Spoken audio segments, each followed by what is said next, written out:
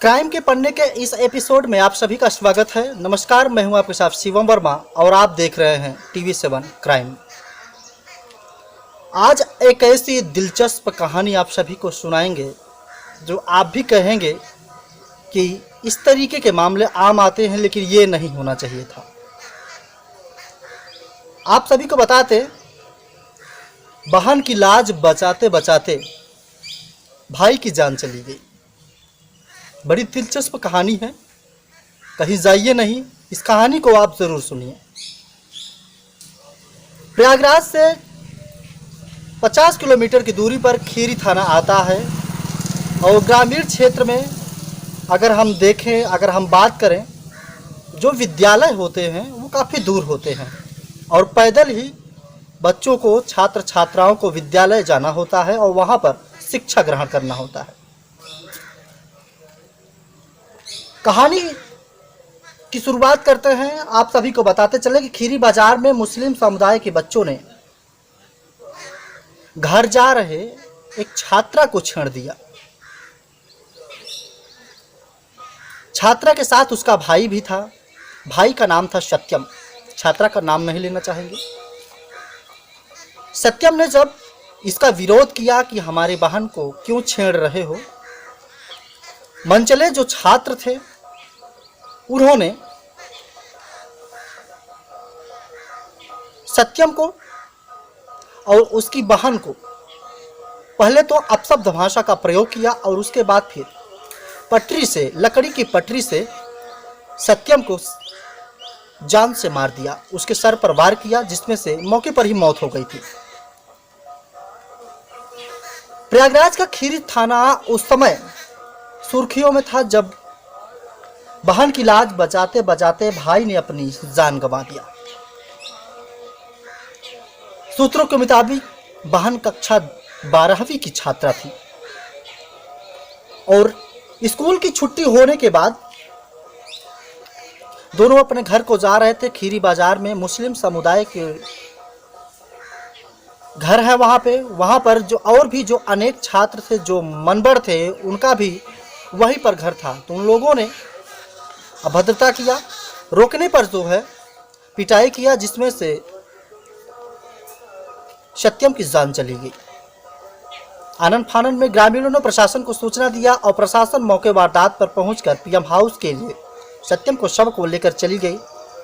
इधर दत्तू के पूरा के रहने वाले परिजनों को जब पता चलता है कि घटना अजीबोगरीब हुई है और इस तरीके के मामले जो है होने नहीं चाहिए, तो आनन फानन में परिजन जब खीरी बाजार पहुंचते हैं तो वहां पर सत्यम का शव नहीं मिलता है, लेकिन छात्रा जो होती है वो मिलती है और पूरी दास्तान जो होती है वो बताती है कि उसके साथ क्या क्या हुआ है और सत्यम के साथ क्या हुआ है, सत्यम की मौत कैसे हुई। तमाम छानबीन किया गया, उसके बाद फिर उस मामले को गहनता से जांच पड़ताल किया गया। इधर शव को पोस्टमार्टम के लिए भेजा गया और वहां से ये पता चला कि सत्यम की हत्या कर दिया गया है। पीएम रिपोर्ट में ऐसा कुछ सामने दिखा था।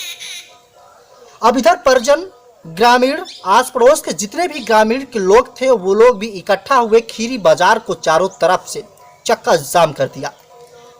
वो भी एक नहीं बल्कि तीन दिन तक चक्का जाम रहा। आवागमन बाधित होने लगा। मध्य प्रदेश और उत्तर प्रदेश का जो सीमा था वहां पर भी जो है आवागमन लोगों का रुकने लगा।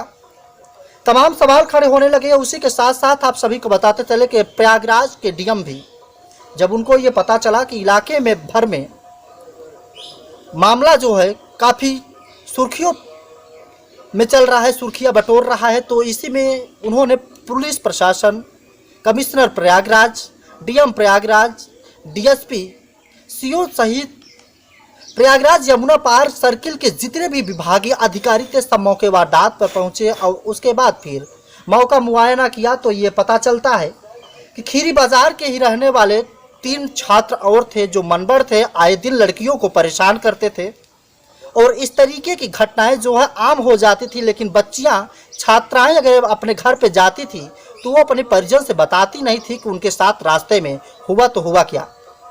लेकिन जब ये इतनी बड़ी घटना जब सामने आई तो सबके रोंगटे खड़े होने लगे, सब आवाज़ बुलंद करने लगे। अब सब अपनी अपनी बातों को रखने लगे।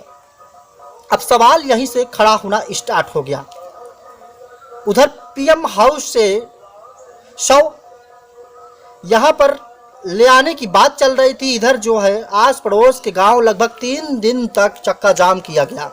और उसके बाद फिर जिले के सभी विभाग के अधिकारी जब मौके वारदात पर पहुंचे तो यहाँ पर यह पता चलता है मुस्लिम समुदाय के जो 3 छात्र थे, प्रशासन उनको पकड़ा। उसके साथ साथ ग्रामीणों ने यह भी बताया कि वहाँ के जो ग्राम प्रधान हैं उनको भी इस मामले में शामिल होते देखा था, जिसमें से ग्राम प्रधान को भी प्रशासन ने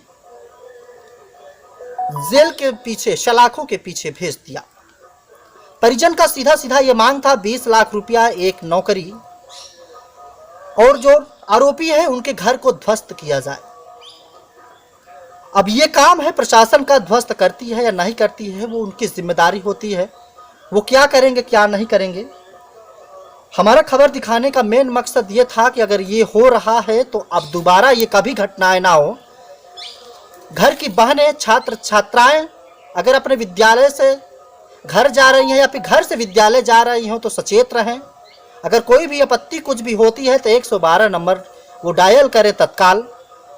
नहीं मोबाइल मिलता है तो आस पड़ोस के लोग जो वहाँ पर राहगीर हैं उनको रोकें, उनसे जो है फ़ोन करके प्रशासन को ज़रूर अवगत कराएं। सूत्रों के मुताबिक ये बताया जा रहा है कि अभी तक मुआवजा जो मांगा जा रहा था वो प्रशासन के द्वारा पूरा नहीं किया गया है और उसके साथ साथ जो है लाइसेंस बंदूक की भी बात कही गई थी। लाइसेंस बंदूक भी उनको अभी तक शायद नहीं दिया गया है, ऐसा सूत्रों के मुताबिक पता चल रहा है। और अगर आशियाने की बात करते हैं, अगर घर की हम बात करते हैं, जो आवास की बात किया गया था वो भी आवास भी अभी तक जो है नहीं दिया गया है। तमाम सवाल इसमें भी खड़े होने लगे हैं। इस तरीके से घटना हुई तो हुई कैसे? बहन की जान बचाते बचाते छेड़खानी कोई ना करे बहन के साथ। आज एक भाई को अपनी बहन से अलविदा लेना पड़ा। सूत्रों के मुताबिक 1 हफ्ते तक डीएम प्रयागराज ने आश्वासन दिया था कि ध्वस्तीकरण भी किया जाएगा, मामले की गहनता से जांच किया जाएगा और जो भी मुआवजे हैं, जो भी परिजन के मांग है वो भी दिया जाएगा। लेकिन 1 हफ्ते बीत जाने के बाद भी ऐसा कुछ प्रशासन के द्वारा नहीं किया गया तो परिजन फिर से दत्तू कपूरा के पास में पेट्रोल पंप है वहां तक पहुंचे और पहुंचने के बाद फिर वहां पर भी 1 हफ्ते बाद फिर से चक्का जाम कर दिया। मामला एक बार फिर से सुर्खियों में आ गया। कमिश्नर प्रयागराज, डीएम प्रयागराज मौके वारदात पर पहुंचे और उन्होंने आश्वासन दिया कि मामले की गहनता से जांच किया जा रहा है और जल्द ही इस पर एक्शन लिया जाएगा और एक्शन लिया भी गया। तमाम सवाल ये खड़े हो रहे हैं कि अगर क्षेत्र में इस तरीके से घटनाएं अगर हो रही है तो ये अप्रिय घटनाएं हैं। इस तरीके से घटनाओं को रोकने के लिए हमको और आप सभी को आगे आना होगा और इस तरीके के मामले को होने ना दिया जाए, ऐसा कोई उपाय करना होगा। क्राइम के पन्ने में आप सभी ने बहुत खबरें देखी होंगी, लेकिन ये खबर बहुत ही दिलचस्प है और हमें उम्मीद है आप सब भी इस खबर को देखेंगे और अपने घर के बच्चियों को सचेत करेंगे कि अगर कहीं क्षेत्र में जा रही हैं, अगर विद्यालय घर जा रही हैं, कोई ऐसा मनबड़ मनचला अगर इस तरीके से घटनाएं करता है तो उनको पकड़कर सबसे पहले तो जमकर कुटाई करें, उसके बाद फिर प्रशासन को फ़ोन करके 112 नंबर पर डायल करके पुलिस बुला करके पुलिस के हवाले भेज दें। क्राइम के पन्ने के साथ अलविदा लेते हैं, फिर आपके साथ हाजिर होंगे।